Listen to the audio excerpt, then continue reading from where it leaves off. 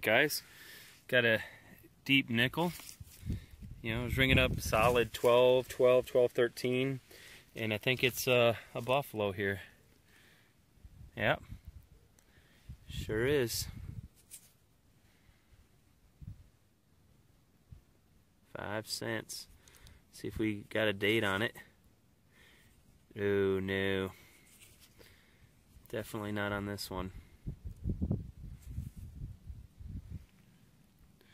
Which is kind of cool because that means it's probably pretty old.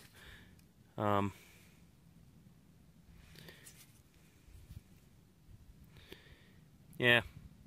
Alright, we'll keep at it. Got what I think is a wheat penny here. It's in this little clod. You can see there the green edge. So let's wow. That's how they come out of here. So that is one green penny. It's not a green patina, it's a green corrosion. It's a different thing. It's something that rubs off. Usually, I mean, I don't know if that's wrong or not, but I feel like the patina is kind of almost permanent, but that rubs off. So it's a thin one, but good. Glad to have that one. We'll keep at it. Okay, guys. Here's a great lessons learned. I was getting a good sound right here, but when I pinpointed, it would pull me up over to the left, and whatever was over here to the left was really shallow. So I thought, well, let me see what this is. And the thing that was over here to the left was this big chunk of metal, of iron wire. You can see I literally just pulled it out right there. Once I removed that, came back to this signal and it was clean, and I just dug a wheat penny, 1946. So, anyways, I think it's getting too dark for it to focus, but you know, sometimes you got to clear the junk out in order to get to the good stuff. So, all right, keep going. All right, guys. Well, even though I had charged my battery, it just went dead on me. No warning, beeps or nothing. It just powered down and the display said flat battery. So I'm calling it a day. So what I thought I would do is kind of take a look at my setup here and kind of explain some things that I've got and what I'm testing out. Nothing special. It's e-trac with a stock coil, but I also run the 8-inch Sunray coil. And I'm going into a Sunray probe, which mounts under here, and I've had problems. I don't know if you can see it or not, but I've had problems. Let's see if I can get that to focus. With this box breaking loose, so I've epoxied it. But these things take a beating, that's for sure. You know, and if the switch is flipped to the left, it's using the coil. If you flip it like that, and it uses the coil in the probe. So it's kind of a handy thing. I don't know if they don't make them anymore for the e-trac, so I'm lucky to have that one. I don't know how much longer I'll use it, but I also use a Garrett Pro Pointer just because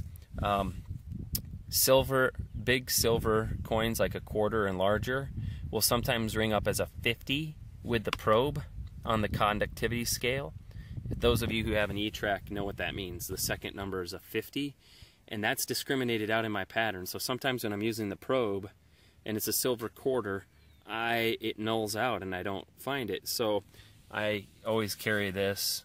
Also, if I was falsing on a nail, that comes in handy, because again, the probe will null out on it. So for digging tools, I use a Leshy like everybody else. I have a Predator Tools, I think it's the number 33 shovel too that I carry. And then when I'm out here in the middle of nowhere in the woods and kind of, you know, in the middle of nowhere, I'll bring this little spade with me as well. And then something I was testing tonight, and I've tested it before, is this little thing here. This is a transmitter for, so it plugs in here. It's a transmitter for these wireless headphones. Let's see here, am I zoomed in? And so I've been playing around with these, and actually the first time I used them there was some static with them, and it kind of interfered with the threshold on the e-trac. You know, the threshold is just that kind of steady tone, and anytime that field is interrupted, the threshold drops out, so it'll either be quiet or it'll make a tone. So, but I've noticed this time I used them, they didn't make the static noise, so that's good. But basically, I don't remember what brand these are. It was a weird cheapo brand on Amazon. I think I paid 20 bucks for them, and I don't know, I think they're working okay. So right here is the on-off switch. Let me see if I can get that to focus here. So you flip it into TV mode, and it picks up from the transmitter. If you flip it here into the next one down here is FM mode.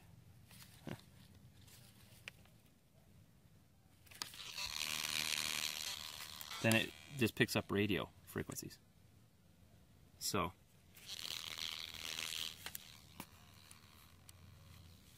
anyways, I'll shut that off. And then on the unit itself here, there's an on-off, and it automatically will turn off without giving a signal for, I don't know. If it doesn't sense a signal coming into it, it shuts off after a certain amount of time, but I always turn it off, so that's right there. And I've just zip tied it on to the side because I don't know if I'm going to keep it. So anyways, that's what I use. And then I also use an AT Pro, but when I'm trying to do some serious coin shooting, I use the e-trac. One last thing.